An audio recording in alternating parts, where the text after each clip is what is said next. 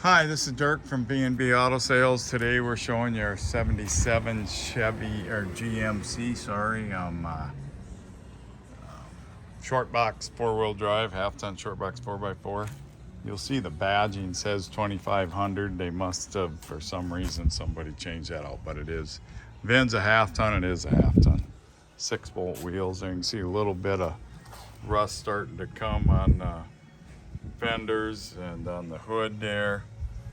A lot of patina, a lot of originality here. Got a dent in the driver's door, but nice and solid. Have you seen the pictures as far as the cab goes? Cab corners are solid, floors are good and solid. Needs a seat cover, needs a dash. Mat's probably used. Nope, needs a mat or carpet, whatever you want to do. Probably some restoration of the door panels.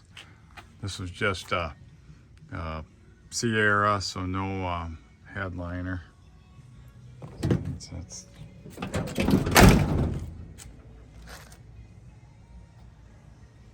But the short box and the bed's in pretty good shape. There is just a surface rust where the paint has peeled away a little bit starting here, which is common on them. Inside's good, just some surface from the weather and stuff. Got a heavy duty old bumper on it you probably want to get rid of. Got some trim issues, and this side's a little worse. It is a dual fuel tank truck, so you can see the 6-bolt weight spokes on it. And they must have smashed into the, so that needs to be straightened out. Sliding rear window, old school there, faded paint up on the roof. Like I said, the whole truck's kind of faded, but this is a good solid drive as you work on, or just take it to the next level right away. These short boxes done, they're starting to bring a lot of money, so they're really good investment. See, it says 2,500.